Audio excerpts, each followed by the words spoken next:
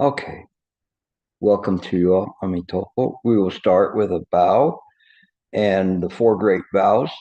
Bow, four great vows. I vow to deliver innumerable sentient beings. I vow to cut off endless vexations. I vow to master limitless approaches to Dharma. I vow to attain supreme Buddhahood. Welcome to you all. We're going to continue on with projections. And it's kind of funny because I have two competing lectures in my head, which I thought about giving either one, and I may blend the two of them in, and that's probably what I'm going to do. I had mentioned I'm going to speak about the Sheng Sutra in the chapter 2, and we'll get there. But I wanted to also, when we talk about projections, we have to understand what these projections are. And it was very interesting in preparing for this class. I was uh, studying different places on the net where people were talking about projections. And when they talked about projections, I wasn't satisfied with the way that people talked about it. And I just wanted to give you an example of one.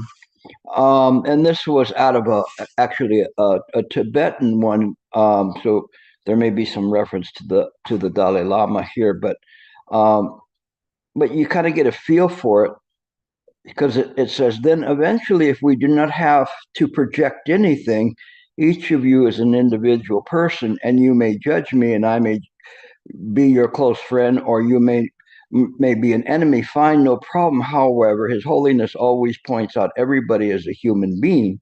Well, not everybody. A dog is not a human being.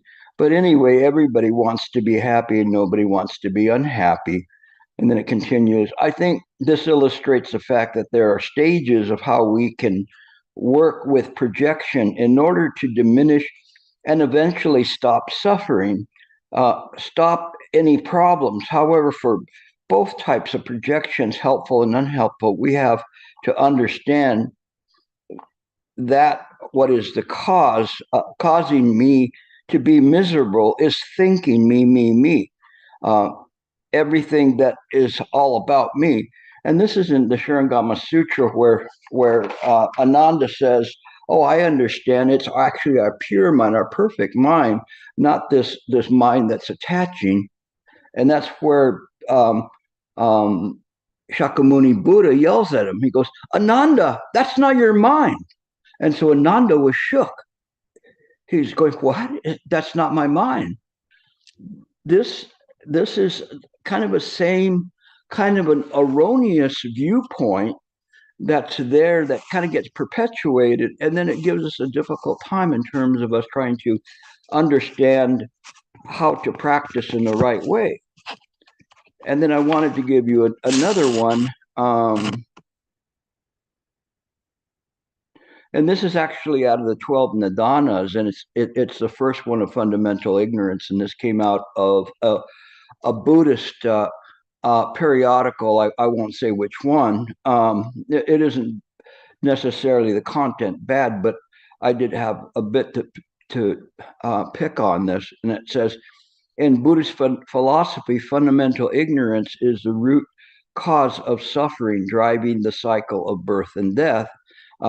This is sentient beings' basic misunderstanding of the true nature of reality.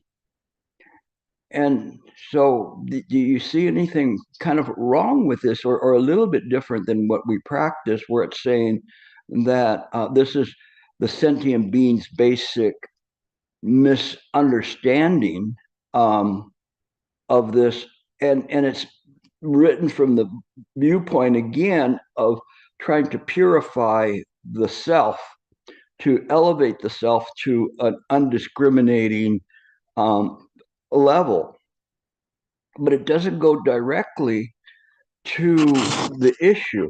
And I want to now take you back to from the very, very beginning of practice. And actually, it was one of the first books I read, other than Master Shen Yang's books. from the book called Mind of Chinese Chan by Yi Wu.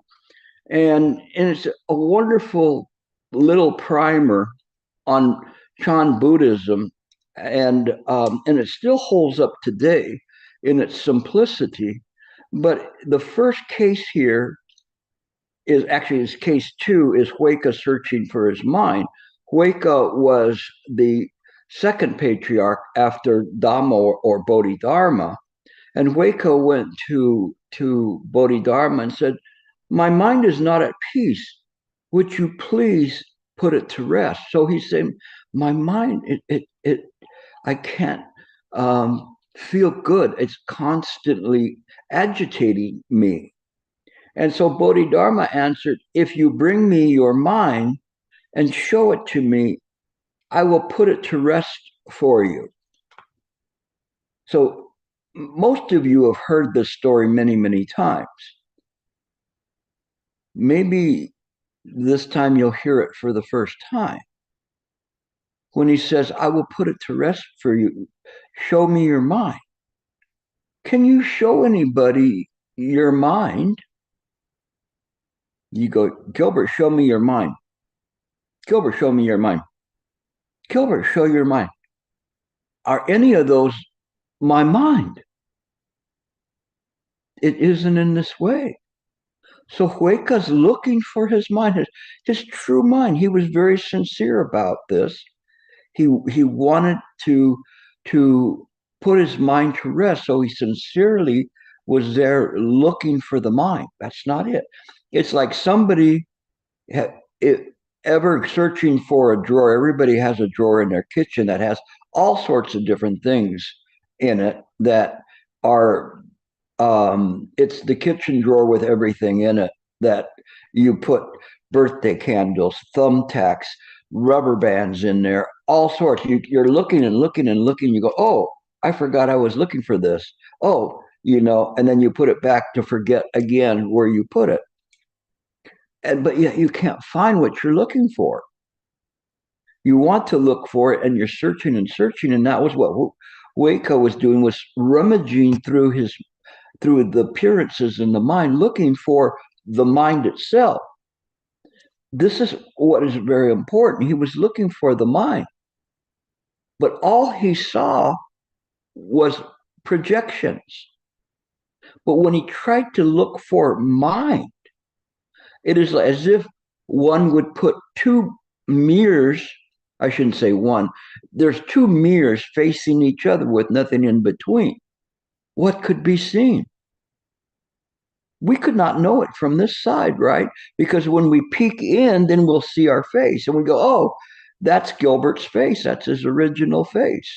And then we get confused. We don't realize that that's a projection on the mere surface. I really want you to contemplate that and see why these passages I read from other parts aren't complete. It isn't that they're wrong, they're just not complete, because they're pointing and saying, "Gilbert, you can do a better job of being a sentient being." Even a dog has, like the one master said, even a dog has a sentience to it. They didn't even get to crickets, ladybugs, fleas, and whatever, ghosts and hell dwellers and all that. We're not talking about human sentient beings. We're talking about sentient beings of an illusory nature of all kinds and all characteristics, but the one characteristic that they have is that they are dependent on mind for appearances. We don't understand that. We cut out a piece of that, like when you're looking between the two mirrors, and we cut out a little bit of that mirror and say, "This one is real," but it's not necessarily real or unreal. This is where we do our business at. It is not, is, or is not.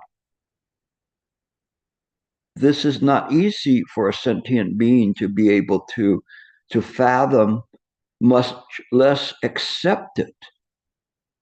When we try to say it is neither is or is not, then what is that? It's the middle way. We have to take on face value what is between those two mirrors. It does matter that we talk about this. It does matter that I take you to this precipice, this point where you have to leave Gilbert to the side and allow the mind to continue on. Again, let's revisit Huining and Hongren after the third watch. Hongren presenting the Diamond Sutra to Huining. Give rise to a mind that is nowhere supported. Don't just shovel that away or push it away. You want to be able to penetrate what that means. I'm telling you that it is an incredible wisdom. But I cannot give you more than the words and the phrases and the faith for you to use your faith to penetrate what that means. If you truly can penetrate that, it will work for you. Give rise to a mind that is nowhere supported. In fact, when you're sitting on a cushion to meditate, that's what you're doing, is you are simply giving rise to mind. It's not supported. It is the two mirrors facing each other. We cannot know what those two mirrors can see. It's infinite, but indescribable, inconceivable what they see. What could they see when there's nothing of an image that's on there? So it's before images. It is the primordial mind, the mind of Virachana. We have to explore that, investigate that. Many of you have been asking me the questions of what does it mean to jump into the void. We cannot approach this in a conceptual way. One has to let go of all mental states and appearances that lead to more support. If you're there and you're meditating and the mind is just on mind, it is active, but it is not creating any kind of an attachment or creating a fertile environment for appearances to appear. It is there, aware. Even if the conditions around one meditating change, this mind, simply aware of mind, sees through all appearances. It doesn't give rise to a support of something. I smell the incense burning. Smells wonderful. Or I hope the incense won't stop. Or whatever. It is not in this way. It is just simply aware in the present moment. This is contemplation. This is how you should meditate. From the very beginning, Bodhidharma was engaged in what was called wall gazing. That was the first Chan instruction of gazing at the wall in his cave. What did he see? What could he see there but the wall of the cave? But mind is unlimited in that state. It is aware of everything. It expands beyond that. We don't understand that because we are limited to the physical five senses and mind's conjuring of impressions from those senses. But mind is capable of penetrating through that wall. It can see more than that. It's very interesting. My kids don't stand a chance. You know, my daughter last week, she was going to introduce this young gentleman that she's engaged, not engaged. She's involved with now. And I said, well, "Can you send me a picture and his name?" And she goes, "Oh, are you going to look him up? You know, like do a FBI investigation on him?" And I said, "No, I don't need to do that. I just look at his picture and all the information just comes up."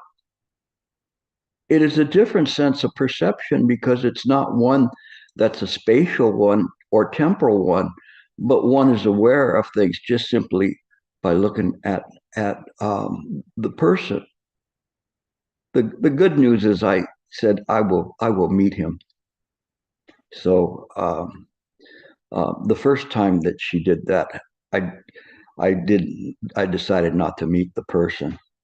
So she thought, well, you know, you passed my dad's test, so that's pretty good. So, but in any case, mind is in this way. It has an awareness that belies the limitations of the physical senses or the organs or the realms of the sensory states. It is what we practice. This is mind work. And it's important that we understand that this does not come from the physical body. It doesn't come from one that is um, uh, trying to perfect something within this physical body, trying to kind of keep it in line. It's kept in line by wisdom itself. What was that famous quote? Wisdom is as wisdom does, or I think, or stupid is as stupid does. That's the Forrest Gump version of it. But it is in this way that that when we comport our mind with its own intrinsic wisdom, it will reflect all the paramitas, all the precepts, all the bodhisattva vows naturally in this way. So we start with this and understand that this is how things work. It looks like I'm going to go on this route. It's kind of an interesting thing because the first thing the Buddha taught was the 12 nidanas, or the law of dependent origination. And I can't go into detail about the 12 nidanas, but I will kind of give you a little brief part about it.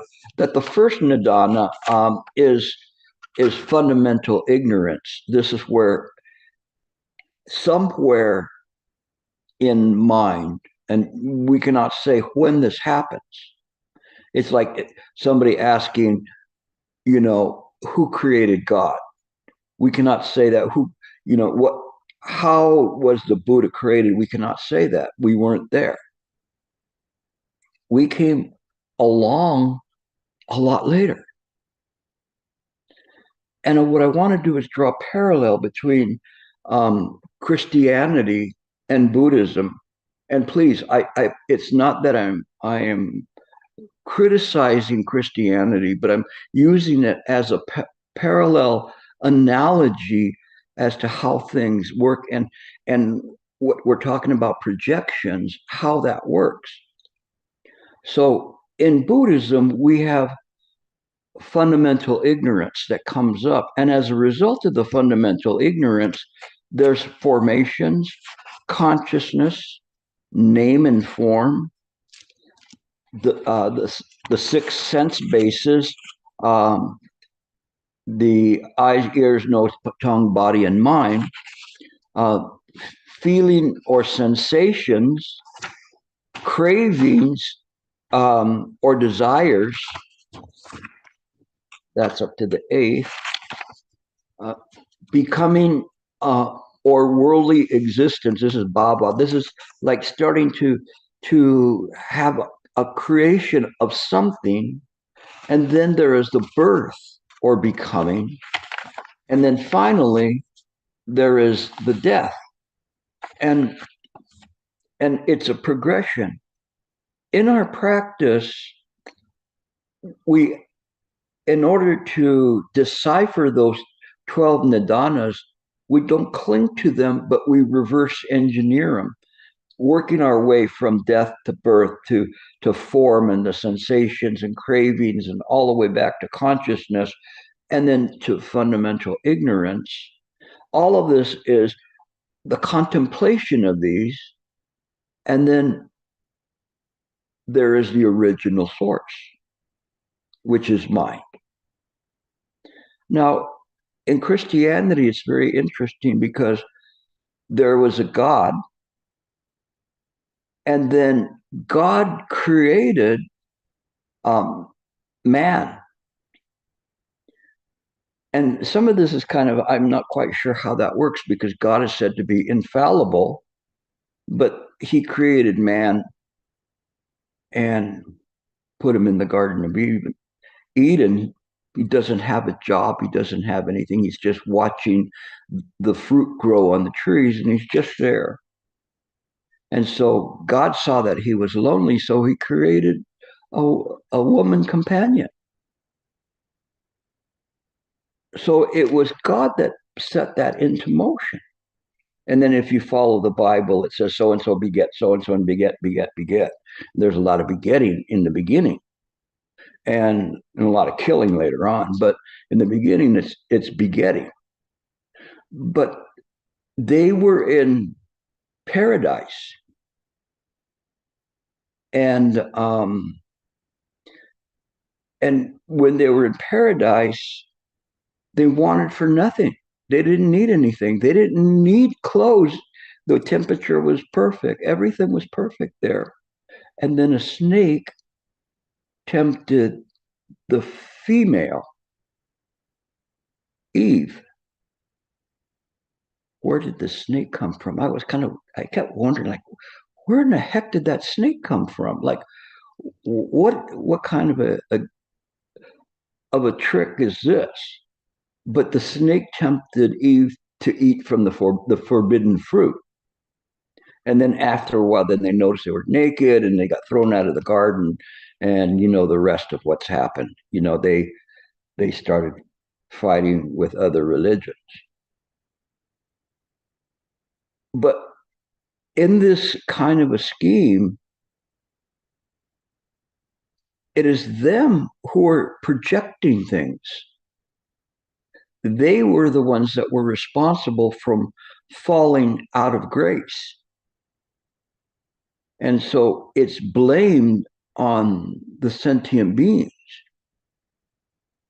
The reason I'm bringing this up again, not to bash Christianity, but to show the difference in the way that we look at things. And the reason I had a bone to pick with these things is because there is a becoming, but that becoming comes later on. But it is not, it is seeing, it's very difficult to explain this. Um, as let's say a component or a creation of God, whereas in Buddhism, mind, although everything is created by mind, it wasn't created in a what do they call it? The Christians call it some kind of a divine design, and that it's there. No, it wasn't a divine design. I mean, you messed up in the first place by not giving um, uh, Adam a companion, and then you fix it. But it isn't in this way that things really work. There's a projections, and the 12 Nidanas are talking about how these projections work from an original state of grace. But this state of grace, what's really important is because when we talk about projections, we don't see the sentient beings as being real or having an independent existence. They are an appearance, a bubble in a stream, a flash of lightning in a summer cloud, a dewdrop on a leaf, a morning star. They are temporary. And we see that it belongs to mind from the 12 Nidanas, how it comes into being. But because it's dependent, this is pratika samapada, causes and conditions never fail. But it is a product of mind, but not some kind of um, a, a divine design,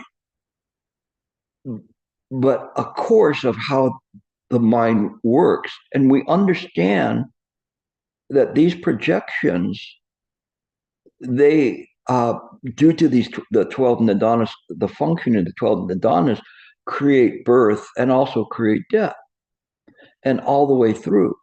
What our way of doing it is that Buddhists from the beginning would reverse engineer it and try to go back through all of those and let's say polish the self, but then they would get and hit, just like Ananda was being hit, thinking that his mind was a perfect mind. All he had to do is put down all these things and his mind would be perfect. But it isn't in that way. In Mahayana practice, we go back to Dhamma and Hueka. Hueka went back to Dhamma and said, I've searched everywhere for my mind and I can't find it. And Dhamma just nodded his head and said, then your mind is silenced. So saying that, it kind of misunderstood to be that, like what Ananda believed, that this is, if we quiet the mind, shh, don't talk, don't say anything. We just play like we're a bodhisattva all the time. That's it. But that's why Shakyamuni Buddha yelled at him, because he still didn't get it. He went up to the precipice, to the void, but he didn't jump.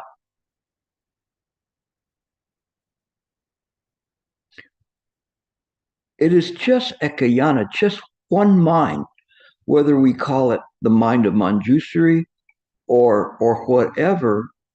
There's not two minds, Manjusri's mind and the appearance of Manjusri's mind. It's just mind. This is the difference when we perform mind work versus trying to uh, to clean the self.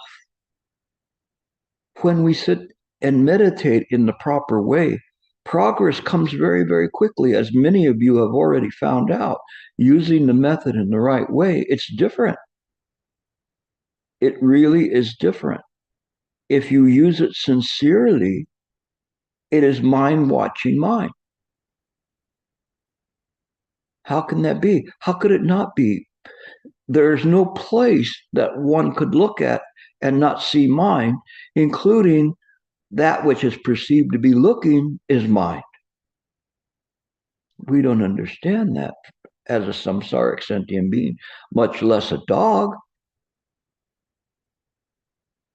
But it is in this way that we are not a creation of a divine design. That ultimately what we see is in these projections in mind, they're like an aberration or a static, a blip. If you were going to have, let's say, a pure sine wave signal, very quiet. But if it runs into something of an interference, it'll go beep, beep, beep, beep, and it'll give off a static. Didn't quite sound like static, more like a dolphin or something, but trust me, it was static that was there. It gives off a static. And that was what was happening with the 12 Nidanas in this ignorance. Like, what was that? And then there was an attention of the mind drawn to that. What we know, though, is different, is that there's not reality to the sentient being, nor an unreality to the sentient being. This is the tricky part that we have to straddle between samsara and the absolute. That we understand appearances. We don't try to make them go away. Like some people sitting on the cushion, wanting to stop the mind from thinking. It doesn't need to do that. It doesn't need to do that at all. There's nothing wrong with the mind that's engaged in thought. It is simply the clinging, this akusala thought, these sticky thoughts that create the problem, create the static. Within samsara, the mind thinks all the time. That was what Hui Neng said to Wo Lun. He said, my mind moves all the time. It does, but it doesn't stick to the thoughts. And he says that the Bodhi is just like this. It doesn't grow. This mind that you're listening to me with, it is already complete. There's absolutely no difference with this mind and the mind of the Buddha. They're not different at all. It is because of causes and conditions we've obstructed our true nature. When I say our true nature, I mean our as collective mind in this way. So we begin to work on deconstructing the world as it is, which isn't necessarily hard because it's an appearance of mind. If you can't clean the house, who will clean it? If you have a house and I'd say, hey, we're going to have a clean party, come over to my house and clean my house for me. You go, no, you clean your own house. I already have my house to clean. It's the same house, but it is something that we understand what this samsara and this absolute, what we're doing here on earth. Now, Michael, you can unmute Michael for a moment. There was some scientist had a question. You're going to tell me about. Oh, let's see if I can remember it. That you just sent it to me this afternoon. That had a question. I don't have my phone here. Oh, here it is. Do you remember he had some question about whether we what we do with the world? Can you articulate that? Yeah, so he was um, he was talking to another scientist, and they he made the statement that Buddhism, according to his understanding, if it's carried all the way through, would yield to the conclusion that to stop procreating, to stop having children, because that's the only way to end suffering. What do you think of what he said? I think this is a certain view, which is more Theravadan, like it's more along the path of renunciation. And if it's a little bit a misunderstanding of what is samsara, and it can be cured by the Mahayana view that everything is already in this moment, and it's an illusion. The samsaric world is an illusion perfectly manifesting. So there's nothing to interfere with it. Because it will bubble up again sooner or later. So it's instability in mind. Ignorance will always spontaneously come up again. But is that true? Because ignorance is ultimately um, is bound, is comes co-arises with a being with which is always limited. So it's illusory within mind. So Within mind. So if mind could gain control, it's kind of like, is it like the parable of the Dutch boy that putting his finger in the dike to hold it back, but there's so many other holes there that it'll always be that way?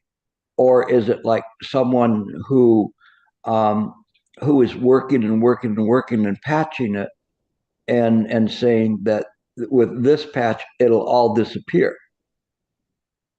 It's interesting. Think about that. Are we the destroyers of worlds?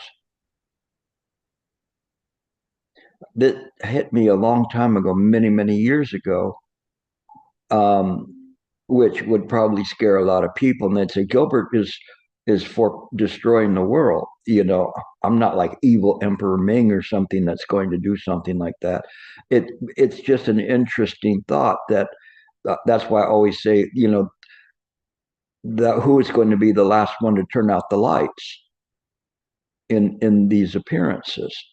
But we look in this way because it is our function as in bodhicitta to to eliminate those things that are negative in this world. That's why Shifu he had the idea of creating a pure land on earth, because if there's a pure land, there isn't necessarily a need to destroy the world, only destroy the vexations in the world and the ignorance in the world. Then it doesn't matter whether we procreate or we don't procreate. If the procreation is done in a way that's beneficial to everyone, then that's fine.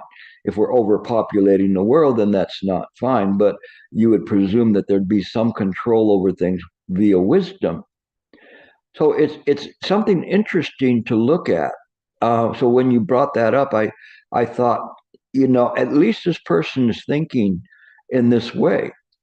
But this is mind work. Some parts they're not so easy to understand, but I wanted to get you to look at this from a different viewpoint, but understanding that this world itself belongs to mind, but it is not mind that is creating this divine design that doesn't make any sense. And if this was a divine design, I would hope that if there was a singular Buddha, that singular Buddha would be able to create a better place than the one that is represented by Earth at this point. We don't know, beyond our little tiny little dot in the universe or the cosmoses, but it's something that's interesting, because what it does is it pulls us into mind, and you want to have this feeling, not of a repulsion of the earth and samsara, but you want to have this feeling of an absorption. Beyond that, it is not easy to explain that idea of a self-absorption. But if the self is absorbed, then it fundamentally is pure by virtue of that ability to be absorbed, at least even for a while. It could be absorbed, and then you get spit out by mind because you're not quite ripe yet. But at least you sense something. You go, what the heck was that? I know I'm talking in a very strange way, but it is in this way that there is that. But you'll never forget that you were in, let's say, um, the mouth of the whale, like Jonah. Uh, but we don't have fear with that. The moment we start to have the idea of mind moving, or the idea of the sense arising in mind, the sense of self arising in mind, and then we get spit out of the paradise. But we for a moment at least felt something. There was a freedom there,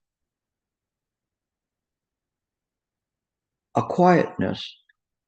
Maybe in meditation it lasts for 5 seconds. Sometimes people tell me they have a feeling like that for 5 seconds or 10 seconds, which is actually a long time because of the deepness of where they had gotten to.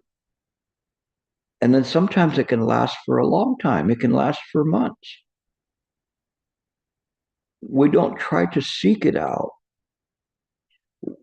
What we do is just comport the mind with mind. The mind's nature is to rest. So we let the mind rest. When we sit to meditate, we are just resting the mind. How do we rest the mind? By allowing it to rest in mind. It's not giving rise to any thoughts that require some form of sequencing to the next thought and the next thought and the next thought.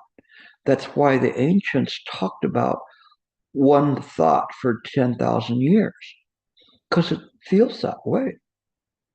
When one meditates in the right way and simply it's mind looking at mind, it is almost instantaneous that you'll hear click, click, ding.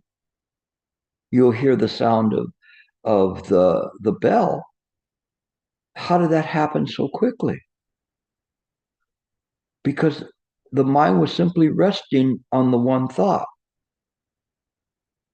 And as a result of that, it was truly resting. Some of you have experienced this before in your meditation. It's not high level, but it is bringing you to the door of Chan. Not bad. Not bad. We use those experiences to build upon, not to replicate. This is what's very difficult. Once we try to replicate or duplicate that experience, we mess it all up. We no longer have an ability to maintain this mind of resting. When one sees via contemplation, this does not belong to mine, this does not belong to mine, this is not mine, this is mine. I want to go to the source. I want to see where these thoughts come from. That's the Wato. I want to rest the mind. That's silent illumination. the practice is easy if we don't pick and choose. We just let the mind rest. Honestly, it is easy as that. When you go to meditate, when you present meditation to other people, it's as easy as that. We don't have to rub our bellies and pat our head at the same time, or do things, or count numbers, or count the numbers backwards, or count odd numbers or even numbers, or whatever, just to keep the mind occupied. It's easy. We just let the mind rest in the present moment, mind looking at mind. And if it helps you to visualize a mirror looking at a mirror, then so be it. The mirror will fall off at some point. But if there's just mirror looking at mirror, that sight is infinite. We can't decipher it because we are an appearance. It's like a mechanical puppet trying to figure out how it was created and duplicate creating itself. It won't work. Mind knows. Everything else is a projection. So what Hueca found out from the very, very beginning, all of these things were projections. He could not find the true mind. How could he? The mind is signless. It doesn't have an appearance to it, yet it's not separate from the appearances that arise within it. We cannot say that the appearances are mine or the vast emptiness is mine. If we lean this way or lean that way, we miss it. That is why Nagarjuna said it's the middle way. It's the middle way that we practice. And this is where your investigation should be in this idea, just like Manjusri's abiding in non-abiding. When you first think about that, abiding and non-abiding, how can one abide in non-abiding? By non-abiding. So when we sit to meditate, we don't abide in anything. What time is it? We don't abide. I'm hungry. We don't abide. My leg hurts. We don't abide. Just sitting. The mind can be aware that the leg is sore. That's okay. Suffering because of that is an attachment. We have to calm the mind and calm the mind, calm the mind to desensitize the mind as to this experience of pain, which is not really pain. It is suffering from a discomfort and amplified and distorted into a terrible state of mind that says, I am in hell right now because my legs are crossed. You can overcome that. This is projections. When we see things as projections, then we understand how mind works.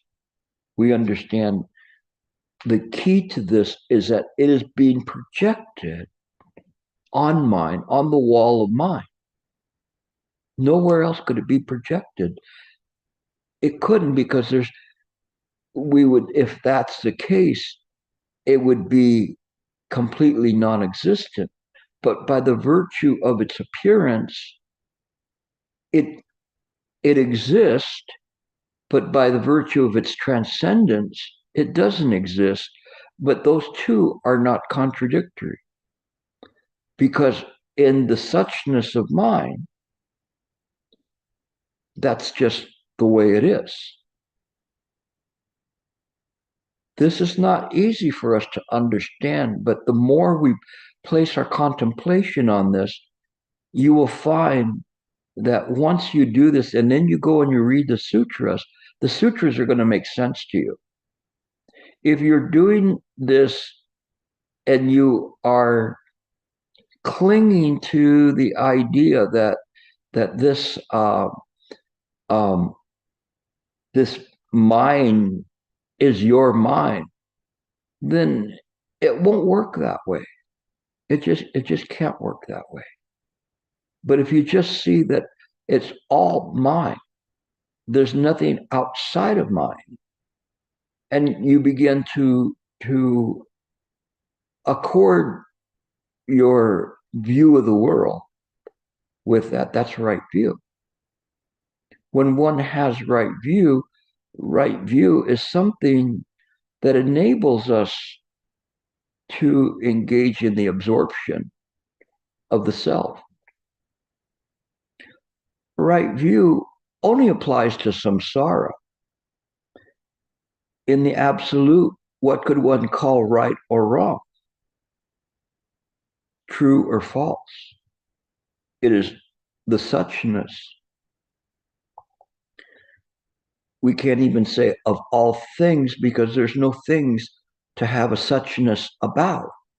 Because it is like, how would you distinguish one drop of the ocean from another drop of the ocean?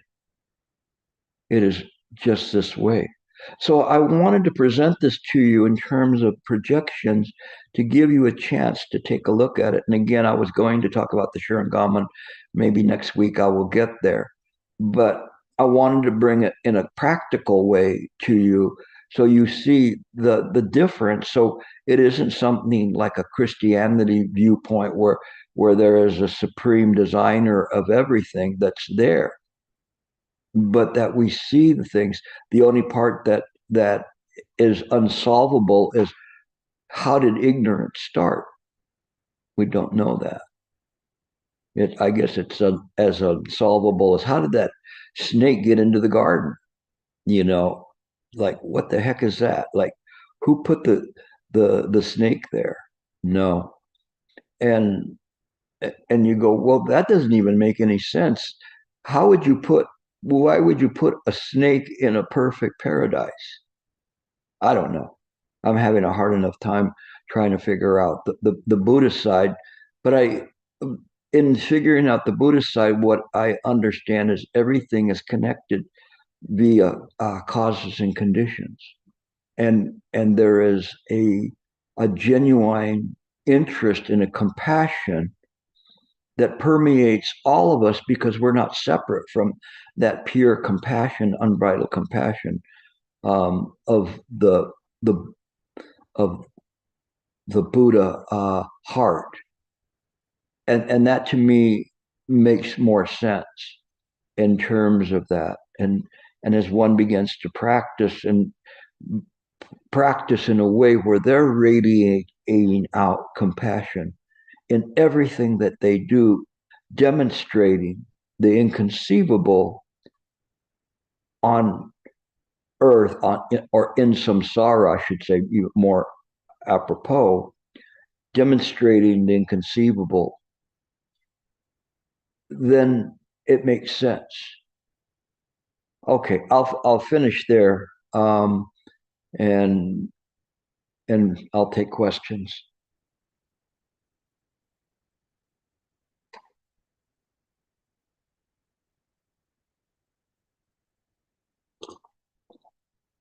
Shloka, yeah, go ahead.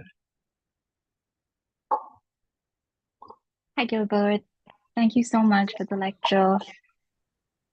I just wanted to clarify my understanding so that I can be corrected.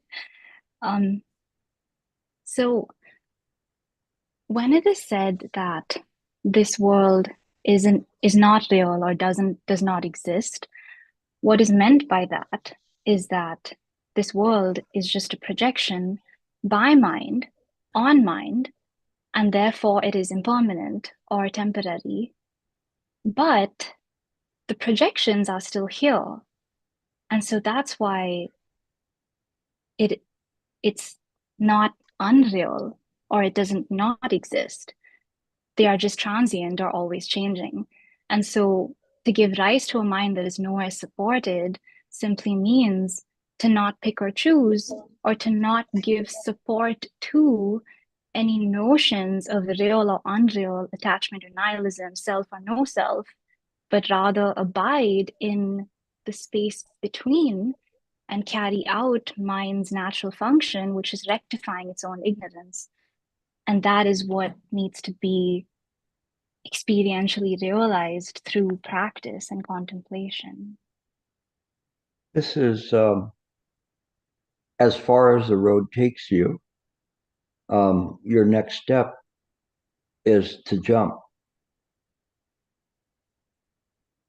There is no further understanding in samsara that will enhance what you just said. So you just live this life or apparent life in accordance with that. Little by little, the mind will reveal itself. And make no mistake about it, mind does reveal, and it reveals a tremendous amount. And it, even if it unleashes, point to the millionth power, it, even that small amount is incredibly larger than anything on this earth in terms of power. It is awesome, and that's why they always talk about these uncalculable numbers, so that one begins to see that the apparent reality is so tiny in comparison. And as we begin to do that, purpose comes into focus, which is more important, where we develop the purpose in our life, the way to draw out our intrinsic bodhicitta. We all have it. We just have to with right view, draw it out and practice in accordance with it, and it will be there. So you just keep practicing in this way, studying, contemplating. A lot of you are at your point, and they, I hesitate to say parrot, because it's not bad. You listening to what I'm saying and putting it together, and it's like lacing it all together, and which is what we do when we read the sutras. We lace the sutras. That's why I always talk about different sutras, because then you can see the interconnection with all of that. But it's just this way. And again, many of you are there. And so the thing is just have no fear, no reluctance to quiet the mind. Let the mind quiet, especially in meditation. And then your meditation is going to be totally different. Okay, but very good. Oh, by the way, if you look right here, you'll see something. Where my finger on the wall. Yes. That's your gift you gave me. So it's a little lotus, brass lotus. So anyway, I was wondering if you'd ever notice it. Okay, so good. All right, Wei Shan. Hello, Gilbert. Today you were talking about the ignorance. It's just like that snake. We don't know where it come from. But to me, I think for Buddhism, we can find the source of the ignorance, because like use a Huatou as an experience. Huatou to me is like we compile all of our ignorance into one, into this questioning. But when the Huatou is penetrated, the source of the ignorance is revealed. So in that sense, we found where the ignorance come from, which is the mind. That's my comment for today. Yeah. The thing is that what I was mentioning, of course, it comes from mind. But how it came from a perfect mind is not something that's answerable. That's the part that's the big bugaboo one. Maybe somewhere down the line, with a complete enlightenment, there's like the book on, like, at the White House of all the UFOs and stuff, the secret book that says about that we open up and we go, wow, I didn't realize that. But at this point, there's nothing in writings that indicate how that happened. And about that, I asked that question before. Since we are going to talk about Suragama Sutra, I don't read much Suragama Sutra, but the part I know is how it come about is from the, let's call it absolute mind. The absolute mind has an aspect of knowing itself. Like you said, the mirror, looking at the mirror, the mind can, if the mind can look at itself, that ability to look would give mind a sense of self, because it can look at the vast mind of itself. But that ability to look I believe that is from Suragama Sutra. It give a sense of self, then the self start to happen. I think that's what's. Yeah, it's I'll hard read to it say. again. It's hard to say, exactly how, in terms of it, and certainly it, like how would you even measure how many kalpas ago that happened? But it's something that I think that if one can take it to merging with the absolute, one thing that's important is merging with the absolute does not negate the apparent reality. It enables one to understand that the apparent reality is appearing within mind. And that's important. That's really important as we begin to do it. This is why this is mind work, because it's working to with this view that's not constructed or conceived of in the sentient world. Okay. Yeah, keep working on that. Give me a book report next week on that. Thank you. Okay, Sam.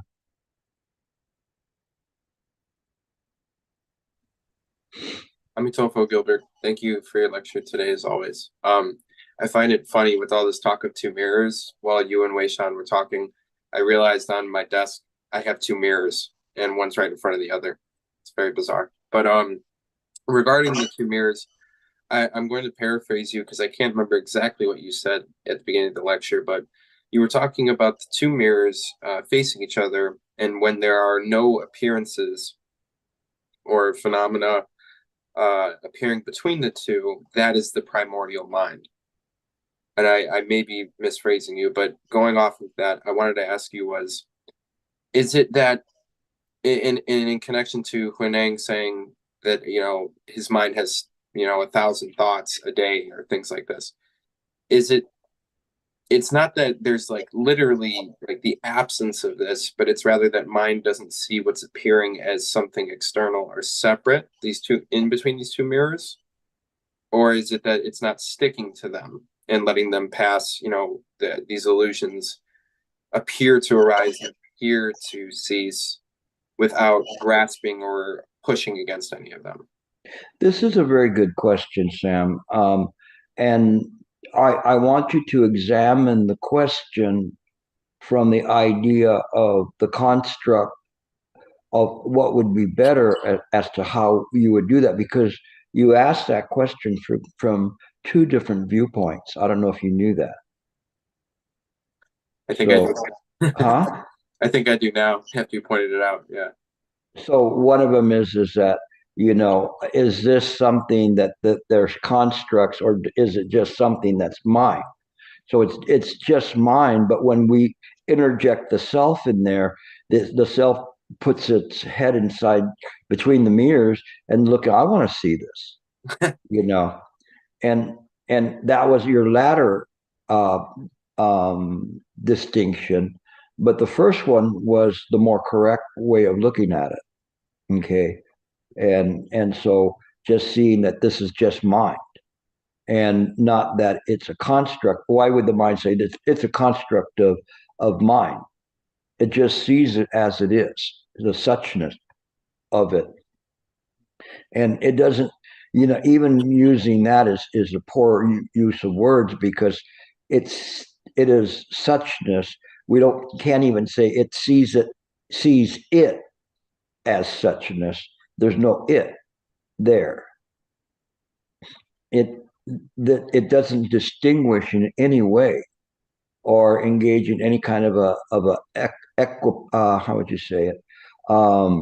Like that there's something there. It is mind doesn't need to do that.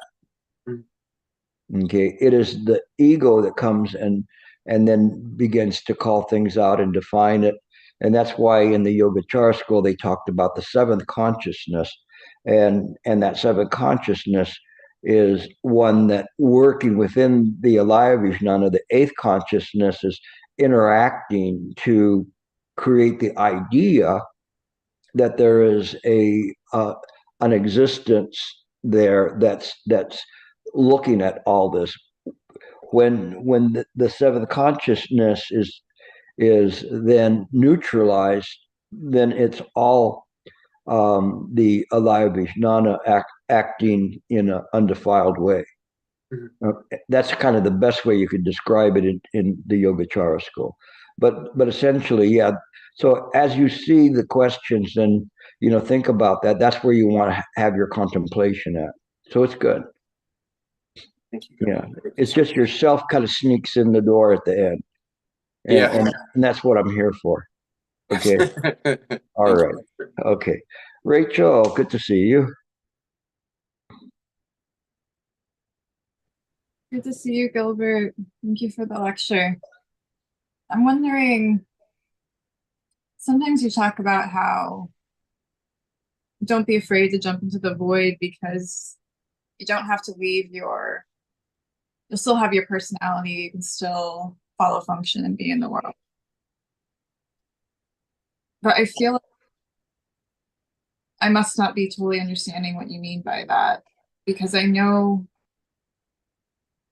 that when I am feeling most, or I know that when you're resting mind and mind, that you don't have the seventh consciousness attaching to all the stuff that is arising in the eighth consciousness. And you don't have the sense of, I want this, and I don't like that, or just kind of these ideas about who you are, and a certain narrative, even of like,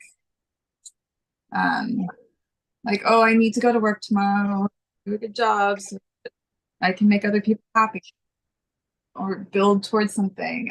All of that, all those narratives are no longer a part of you, or they're there, but you don't, I don't know, you're separate from them. And I'm just trying to figure out how to do more of that. Because I feel like I can rest mind and mind, for a moment or something, but then I get caught up in the sense, like I look at an object and I go, oh, that's mine. Immediately I'm off. Yeah, it's very interesting because you're doing this right. I know, there's more questions that arise than answers at this point of where you're at. It is why sometimes when people are they're beginning to get this right in terms of sitting to meditate, their mind will appear to be more scattered than before. There's so many thoughts that come in, and I tell them this is good news, and they're going, wait, I've got a scattered mind. It's worse now. And I said, because you never notice how many thoughts were arising. When one begins to practice in the right way, all of a sudden you see so many thoughts you never noticed before. Remember the analogy I had of the Coke glass and looking down through it, and you only see the bubbles on the surface. But when you begin to practice well, it's like a one fill with 7-Up. You can see all the way down to the bottom, and there's so many percolating thoughts. That's good.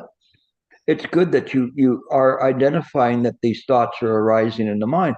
Before, you just took that for your mind, so you didn't pay attention to it. But now, paying attention to it, you can look at that. You can see that these thoughts are arising. You just don't give them any energy. They're naturally arising for you to try to push them out or stop from thinking, you know, you're there going, I can't stop thinking. I can't stop thinking. That was what Waco was doing. Waco went to Dharma and said, I have so many thoughts that are driving me nuts. Mm. And so he said, look at them. Find the mind. So what did he find? He didn't find the mind, but he found infinite numbers of projections in mind. Mm. That's where you're at. You're seeing these projections where before they didn't bother you because that was you. You were there in your blissful ignorance, you know, going through and I'm sad, I'm happy, I'm sad, whatever. But now you see these things and you see that these projections in the mind carry with them emotions. And you're slowing everything down to be able to see these projections that are coming up, and they're laden with emotions. Work.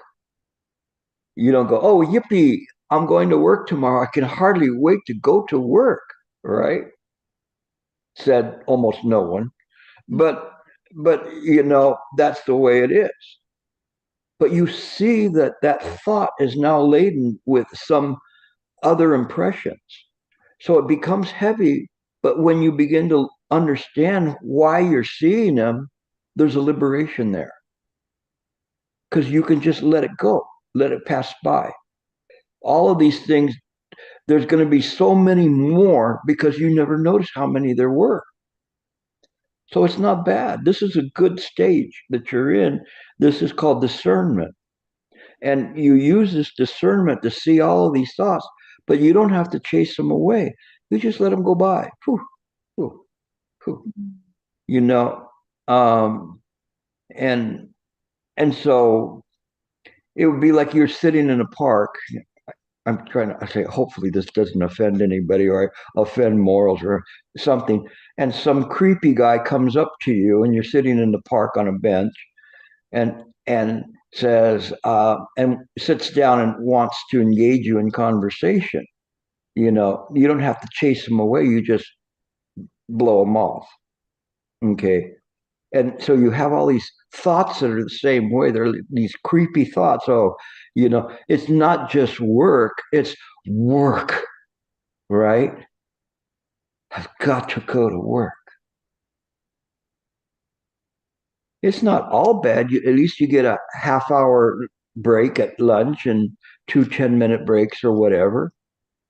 No, but I mean, we make it work. That's why Shifu was saying every moment you take a rest. So if you can rest in the present moment, then it's not so bad. Even at work, you're resting from whatever else you're doing, from cleaning up your dishes from breakfast or whatever you were doing beforehand, and you're resting before you have to drive home, whatever. You just rest all the time. But this is a good sign, not a bad sign, because the ego comes in and says, oh, fine work you're doing, you're suffering even more now. Look at all these lousy things that you have to be worried about. The ego is very clever. Don't let it do that. The more insight you have, the more you have to make it be like water off a duck's back. Okay. You don't have to make it stop raining. You just don't let it penetrate. It'll work. Trust me. Trust me. Gilbert. Okay. Saying. Hi, Gilbert. Excuse me.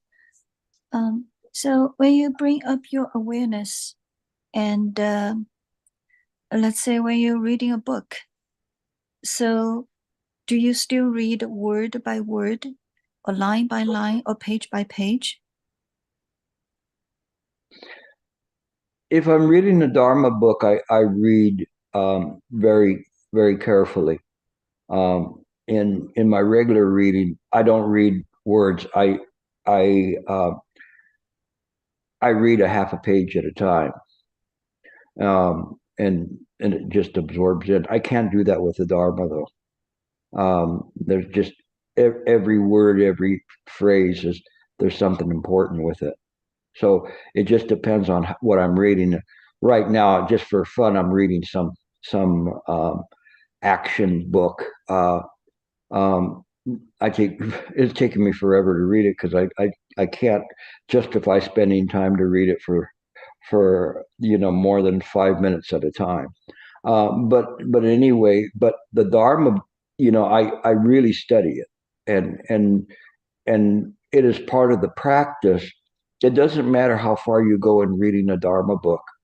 Uh, you you're dedicated to understanding what is being communicated, and by slowing down, one slows down the whole process, but speeds up the how would you say it, the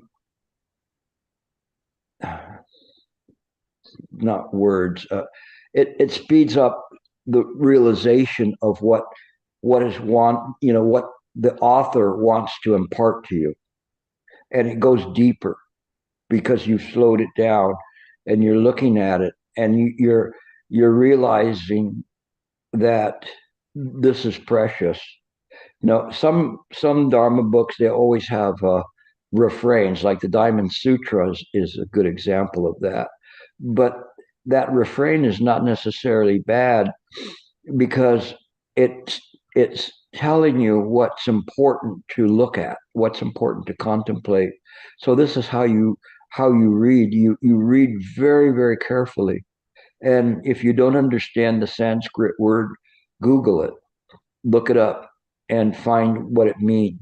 And that's important so that you don't let go of anything, because there's some Sanskrit words that they defy a definition in either English or even Chinese. They are not, there's not really good ones. Like when we talk about sunyata, no, emptiness, the word emptiness in English doesn't impart the same meaning. So one has to kind of go beyond that to try to feel what was being communicated, and then it will happen. It doesn't matter, how slow you read. Slower the better sometimes, to really understand things. And it took me a lot of times to read the Huineng's the Platform Sutra, to get to that one, to give rise to a mind where it's nowhere supported. I had underlined it and highlighted it and whatever else I do, and yet it didn't click until after many times, when my mind was mature enough to read it and grasp something. I shouldn't say grasp, but realize something deeper in it. So be patient when you read. Was that your question? No? No. So Okay. It's all right.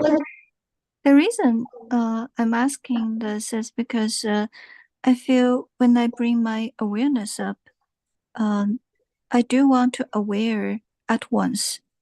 So when I read a book and word by word, it kind of bothers me, and it kind of disturbs my thing.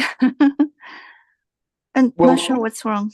no, I don't think there's anything wrong, because your mind is moving ahead of the words and the phrases. There's nothing wrong with that. You nevertheless have to read it, but there's times when I will read something and stop and contemplate it. Okay, and so I will read it, and then just not go on to the next part, but try to feel what I just read. And this is penetrating the sutras, is when you read something, and the mind will tell you sometimes when to stop. It'll just go, well, wait a second here, you know do you really get what's being said here, or there's something very deep here, I don't quite know what it is, and then you start looking at it. and contemplating it. So you can do the two. You can read, because you have to read to get the words and phrases, but then you penetrate it. So you could slow down and penetrate it. I would much rather have somebody read, like one page of the Lotus Sutra very slowly than to read 100 pages of the Lotus Sutra very, very quickly.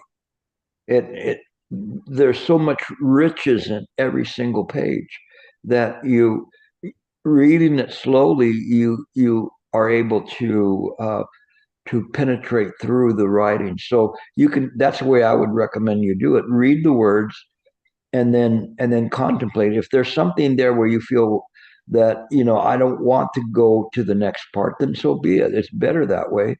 And then just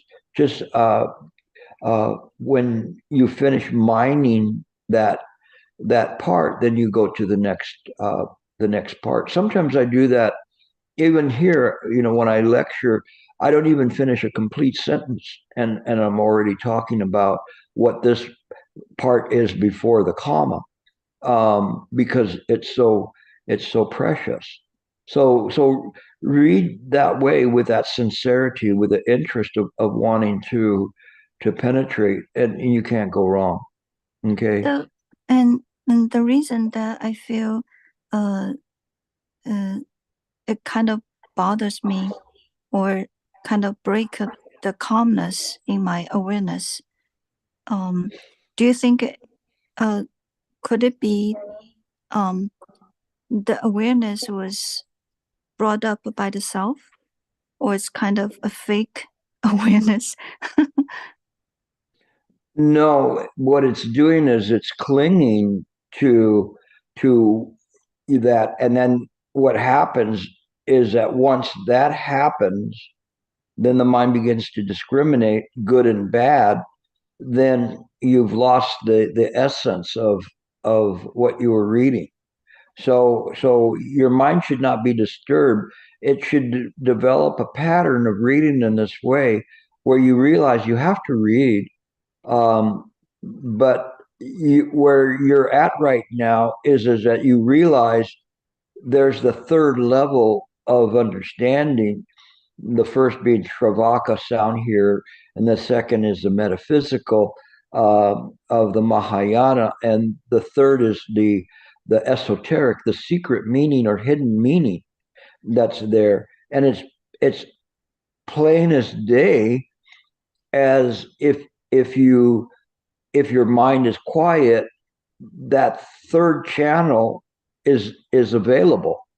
But then the ego comes up and tries to mess with all that. And then once it begins to pick and choose and say, do this or do that, then you mess it up. But you may get to some point or a turning phrase when you're reading. And the reason I'm spending time talking is because this is a way that you should practice. All of you practice in terms of this. If you get to a turning phrase or something that's there, let's say you read, give rise to a mind where nowhere supported, boom, you stop right there and you contemplate that. You let it go in, not in words, not in phrases, not in concepts, just feel. And again, this is feeling not from the senses. You feel intuitively what is being communicated there, because there's something way beyond words and phrases that's being communicated, and you just feel it, and you contemplate that. Then you can move on to what's being said, but you've given that a due time to be able to explore it, because that's what you're doing at that point. Then is you're not reading words for words, you're exploring. And when you get somewhere like that, then you give it time. You give it time to look at it and to really feel something from that. Then you're really doing the right work of penetrating the sutras. That's what it means to penetrate the sutras, is that you are you are communicating directly from the heart, from bodhicitta, with the writer, and what the writer's intention is of what they want to impart to you. Sometimes when you read things and there's some fantastical things that are happening, when you just read the words, you just go, yeah, that's like baloney, but later on, you start realizing, whoa, there's something to this. That other part was the discrimination of the mind saying, don't believe that stuff. But when you start looking at it and you start realizing, then you see that what appears to be unreal is real, then it really shakes up the way you read the sutras. And what appears to be real is unreal. And this is the part that's really amazing, because it is just this way, Sayin, is that everything that we read, everything that we talk about, the sutras are talking about this dream world. And they're talking about it, and they're clearly telling you where this dream world is emanating from mind. So it's good. So if you practice in this way, you'll get a lot out of it. I know, I can feel you. So I know that you're studying, but your mind nevertheless is a little bit clever to allow you to try to get, to try to take you off track. Anything else? That's it. Thank you so much. Okay. Yeah, keep practicing. Study in this way. I think it'll be very good for you. Okay, we think we have time for one or two more questions. If anybody has a question. No questions? Okay. Well, I decided to go with plan 2 instead of plan 1. And this just was something I'm trying to explain to you. Is, believe me, try to explain this to other people. It's not easy. It really is not easy, but it's something that it's worth it. I mean, if someone can hang in there and study this, just imagine you listening to this a year or two ago, you'd go like, what? But now you're able to stay with me, which is good. That means that you're studying in the proper way. So I'm very, very happy about that. And so, in any case, I'll have one more class before I go off to Singapore, Malaysia, and Taiwan, and then we'll have some guest people.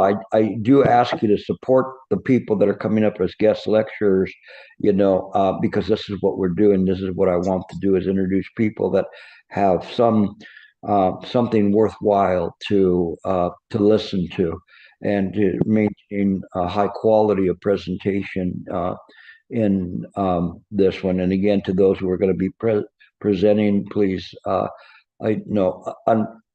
understand this is right view, and keep your lectures in line with all of that. But I'm very happy to see that there's a lot of people that are hanging in there with this. Again, this is not easy.